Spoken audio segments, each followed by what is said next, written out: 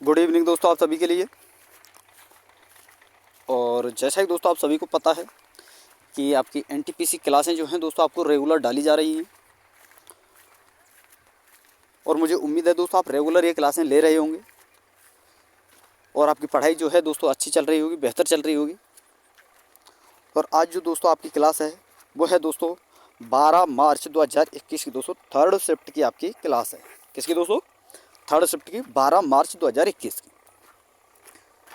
तो चलिए दोस्तों बिना किसी देरी के दोस्तों वीडियो को शुरू करते हैं। और जिन्होंने अभी तक हमारे चैनल को सब्सक्राइब नहीं किया है उन भाइयों से, उन स्टूडेंटों से मेरी रिक्वेस्ट है दोस्तों, चैनल को सब्सक्राइब कर लें, साथ में ऑल वाला बेल आइकन जरूर दबा लें दोस्तों, ताकि मेरी आने वाली हर वीडियो का नोटिफिकेशन सबसे पहले दोस्तों आपके पास पहुंच सके। और वीडियो अगर आपको अच्छी लगे दोस्तों वीडियो को लाइक करना है, शेयर करना है। तो चलिए दोस्तों वीडियो को शुरू करते हैं। और आप सभी को पता है दोस्तों, आपके एएलपी वालों से भी कहना है मेरा, एएलपी टेक्नीशियन, आरआरबी जेई, इन सभी से कहना है मेरा कि दोस्तों देखिए मैंने एएलपी और आपका दोस्तों आरआरबी जेई की जो प्रीवियस ईयर क्लासें थी वो सारी की सारी क्लासें दोस्तों शिफ्ट वाइज में डाल चुका हूँ। उनकी प्लेलिस्ट बनी हुई है, तो वहाँ से भी आप क्लासें लगा सकते हैं। और आप सभी को ये पता है दोस्तों कि एएलपी वालों के लिए दोस्तों खासकर एएलपी ग्रुप डी या फिर दोस्तों आपकी आरआरबी जेई एएलपी टेक्नीशियन वालों के लिए खासकर दोस्तों जो आपकी एक सीरीज चल रही है जिसकी जो कि दोस्तों उससे रिलेटेड जो वीडियो है दोस्तों आपको हर रविवार को डाली जाती है, जिसमें आपके चल रहे हैं दोस्तों फिजिक्स से रिलेटेड न्यूमेरिकल और जो फॉर्मूले होते हैं वो इम्पोर्टेंट सारी चीज़ें, और इम्पोर्टेंट जो थ्योरी से रिलेटेड जो पॉइंट हैं वो सारी चीज़ें आपके लिए कराई जा रही हैं। तो आपके देखिए मात्र आपके पास 20 दिन बचे हैं दोस्तों, तो जितना हो सके दोस्तों जल्दी से जल्दी आप उन क्लासों को ला लें, बहुत ज़्यादा बेनिफिट आपको होने वाला है। तो चलिए दोस्तों अब वीडियो को शुरू करते हैं। और फर्स्ट प्रश्न है दोस्तों आपके सामने, और यहाँ आपसे पूछा गया है 15 अगस्त 1947 व स्वतंत्रता दिवस समारोह के दौरान गांधी जी कहाँ थे? तो ये थे दोस्तों कोलकाता में। ऑप्शन नंबर 4 आपका सही आंसर होगा। अगला प्रश्न है और पूछा गया है प्रधानमंत्री सुरक्षा बीमा योजना के तहत दुर्घटना बस मृत्यु के लिए प्रदत्त बीमा कवर की राशि कितनी है?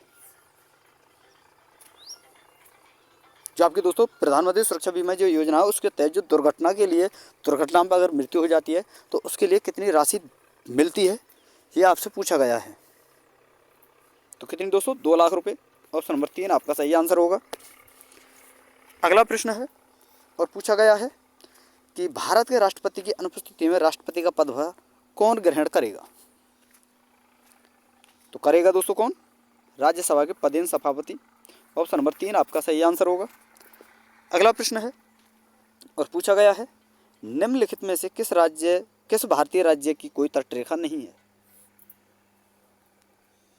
तो देखिए दोस्तों ये नहीं है बिहार की, बाकी पश्चिम बंगाल, आंध्र प्रदेश, गुजरात, इन सभी की है। तो ऑप्शन नंबर 2 आपका सही आंसर होगा। तो देखिए दोस्तों मैं आपको बता दूं, जैसे ही आपकी सारी शिफ्टें ख़त्म होती हैं तो मुझे देखिए दोस्तों क्या कराना है, आपके छोटे छोटे जो टॉपिक होते हैं जैसे कि तट रेखाएँ जो होती हैं, तट जो होते हैं जैसे पश्चिमी तट और पूर्वी तट में जो तट जो होते हैं ना दोस्तों, वो दर्रे, नृत्य, भाषा, शास्त्रीय लोक नृत्य, शास्त्रीय नृत्य, शास्त्रीय भाषा, त्योहार, ये सारे जो छोटे छोटे टॉपिक हैं, पुस्तकें जैसे पंचवर्षीय योजनाएं, अनुच्छेद संशोधन, भारत संविधान संशोधन जो होते हैं, ये छोटे छोटे जो टॉपिक हैं दोस्तों, ये सारे टॉपिक मैं आपके लिए कराने वाला हूं, ताकि दोस्तों जब तक आपका एनटीपीसी का एग्ज़ाम हो तो उससे पहले आपकी सारी चीज़ें कवर हो जाएं।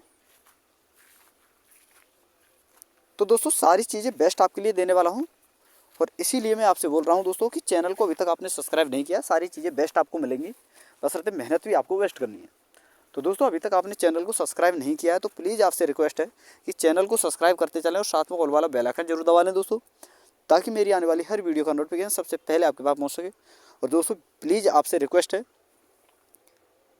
कि दोस्तों एक वीडियो को बनाने में बहुत ज़्यादा मेहनत लगती है, लगभग 3-4 घंटे लग जाते हैं। तो दोस्तों आपसे रिक्वेस्ट है मेरी प्लीज़ कि चैनल को ज़्यादा से ज़्यादा सपोर्ट करें, ज़्यादा से ज़्यादा वीडियो को लाइक करें, ज़्यादा से ज़्यादा वीडियो को शेयर करें और कमेंट करें। शेयर इसलिए दोस्तों ताकि दोस्तों आप जैसे जो स्टूडेंट हैं, वो बहुत सारे स्टूडेंट हैं जो दोस्तों तैयारी कर रहे हैं, चाहते हैं दोस्तों अच्छा उन्हें कंटेंट प्राप्त हो, अच्छी उनकी मेहनत हो। तो देखिए दोस्तों, आप जितना शेयर करोगे उतना वीडियो जो है दोस्तों दूसरे स्टूडेंटों के पास पहुंचेगी, वो भी अच्छी पढ़ाई कर पाएंगे, अच्छी स्टडी कर पाएंगे। तो आपसे रिक्वेस्ट है वीडियो शेयर अवश्य कर दिया करें। चलिए दोस्तों, अगला प्रश्न देखते हैं। और यहाँ आपसे पूछा गया है, इसरो के ह्यूमन स्पेस फ्लाइट सेंटर के संस्थापक निदेशक कौन है? तो ये है दोस्तों doctor S Unnikrishnan Nair. Option number 2 आपका सही आंसर होगा। अगला प्रश्न है और पूछा गया है, इनमें से कौन सी जनजाति अंडमान निकोबार द्वीप समूह से संबंधित है? तो ये है दोस्तों सेंटिनली। ऑप्शन नंबर 1 आपका सही आंसर होगा। अगला प्रश्न है और पूछा गया है कि किस वर्ष में इसरो ने विशिष्ट रूप से शैक्षणिक क्षेत्र के लिए समर्पित उपग्रह एजुसेट यानी जीसैट 3 का प्रक्षेपण किया था? तो किस वर्ष दोस्तों? 2004 में। ऑप्शन नंबर 4 आपका सही आंसर होगा। अगला प्रश्न है और पूछा गया है, निपाह वायरस के प्राकृतिक आश्रयदाता कौन है? तो ये है दोस्तों फ्रूट बैट। ऑप्शन नंबर 2 आपका सही आंसर होगा। अगला प्रश्न है और पूछा गया है कि निम्नलिखित में से किस समूह में केवल आउटपुट डिवाइस हैं? तो ये है दोस्तों प्रिंटर, प्लॉटर, प्रिंटर और मॉनिटर। ऑप्शन नंबर 3 आपका सही आंसर होगा। अगला प्रश्न है और पूछा गया है, निम्नलिखित में से कौन सा राष्ट्र बिम्स्टेक संगठन का सदस्य नहीं है? तो कौन सा नहीं है दोस्तों? मालदीव। तो ऑप्शन नंबर 4 आपका सही आंसर होगा। दोस्तों ये संगठन जो है ये भी आपके लिए कराने वाला हूँ। तो पहले ही मैंने बोल दिया है दोस्तों, जब तक आपका एनटीपीसी का एग्जाम हो उससे पहले दोस्तों आपकी सारी चीज़ जो इंपॉर्टेंट जो होती हैं, जिनसे बहुत ज़्यादा हर शिफ्ट में को दोस्तों क्वेश्चन पूछे जाते हैं, हर परीक्षा में क्वेश्चन पूछे जाते हैं, उन सारे टॉपिकों को दोस्तों मैं आपके लिए कराने वाला हूँ। तो इसलिए बोल रहा हूँ दोस्तों, वीडियो को, चैनल को अभी तक सब्सक्राइब नहीं किया तो सब्सक्राइब कर लें। चलिए अगला प्रश्न देखते हैं और यहाँ आपसे पूछा गया है, भारत में इनमें से किस सार्क सेंटर की स्थापना की गई? तो यह है दोस्तों SAARC disaster management centre. Option number 3 आपका सही आंसर होगा। अगला प्रश्न है और पूछा गया है, बम्बू डांस के रूप में प्रख्यात चेरो नृत्य किस राज्य का पारंपरिक सांस्कृतिक नृत्य है? तो चेरो है दोस्तों मिजोरम का। ऑप्शन नंबर 3 आपका सही आंसर होने वाला है। अगला प्रश्न है और पूछा गया है, पंडित बिरजू महाराज किस भारतीय नृत्य शैली के महान नर्तक हैं? तो ये हैं दोस्तों कथक के। ऑप्शन नंबर 4 आपका सही आंसर होगा। अगला प्रश्न है और पूछा गया है, काकोरी कांड की घटना किस वर्ष में हुई थी? तो ये हुई थी दोस्तों 1925 में। ऑप्शन नंबर 4 आपका सही आंसर होगा। अगला प्रश्न है और पूछा गया है, निम्नलिखित में से कौन सी कंपनी नवरत्न कंपनी नहीं है? तो ये है दोस्तों आपकी भारतीय विशाखापत्तनम प्राधिकरण। बाकी दोस्तों तीनों ये जो हैं ये आपकी नवरत्न कंपनी है, ये आपको याद रखना है। अगला प्रश्न है और पूछा गया है, निम्नलिखित में से कौन सा सार्वजनिक क्षेत्र का बैंक नहीं है? तो यह है दोस्तों आपका साउथ इंडियन बैंक। बाकी दोस्तों कॉर्पोरेशन, यूको, इंडियन ओवरसीज, ये तीनों आपकी दोस्तों सार्वजनिक क्षेत्र की बैंक हैं। तो ऑप्शन नंबर इसका सही आंसर होगा 1, यानी दोस्तों ये सार्वजनिक क्षेत्र की बैंक नहीं है, साउथ इंडियन बैंक। अगला प्रश्न है और पूछा गया है कि जलती हुई मोमबत्ती को कांच के जार से ढकने पर क्या होगा? तो देखिए ये बुझ जाएगी दोस्तों। ऑप्शन नंबर 2 इसका सही आंसर होगा। अगला प्रश्न है और पूछा गया है, निम्नलिखित में से कौन सा असम में स्थित नहीं है? दोस्तों इस प्रकार के जो प्रश्न आते हैं ना, जैसे नहीं है बाकी अन्य हैं, तो इस प्रकार के प्रश्नों को आप ज़्यादा फोकस किया करो, इस प्रकार के प्रश्नों पर ज़्यादा इन पर ध्यान दिया करो, ताकि दोस्तों एक ही प्रश्न में 3-4 प्रश्न आपके जो हैं दोस्तों अच्छी तरह से सॉल्व होते हैं, अच्छी तरह से उन्हें आप समझ पाते हो। तो देखिए दोस्तों असम में स्थित नहीं है। तो देखिए दोस्तों डंपा टाइगर रिजर्व है, ये असम में नहीं है। बाकी दोस्तों आपका काजीरंगा, नमेरी और मानस। अगर आपसे पूछा जाए कि नमेरी राष्ट्रीय उद्यान कहाँ है, तो असम में है। काजीरंगा असम में, मानस असम में। तो नहीं है वो पूछा है, तो ये आपका डंपा है। ऑप्शन नंबर 1 आपका सही आंसर होगा। अगला प्रश्न है पूछा गया है, भारत में कितने जैव विविधता हॉटस्पॉट मौजूद हैं? तो ये है दोस्तों 4। ऑप्शन नंबर 1 आपका सही आंसर होगा। अगला प्रश्न है और पूछा गया है, मधुबनी चित्रकला शैली की उत्पत्ति किस राज्य में हुई है? तो ये हुई थी दोस्तों बिहार में। ऑप्शन नंबर 1 आपका सही आंसर होगा। अगला प्रश्न है, पूछा गया है, निम्नलिखित में कौन सा ऑपरेटिंग सिस्टम नहीं है? तो देखिए दोस्तों, इंटेल ऑपरेटिंग सिस्टम नहीं है, लिनक्स, विंडोज, मैक, ये तीनों के तीनों ऑपरेटिंग सिस्टम है। तो ऑप्शन नंबर 2 आपका सही आंसर होगा। अगला प्रश्न है, पूछा गया है, 1857 का सिपाही विद्रोह किस तिथि को शुरू हुआ था?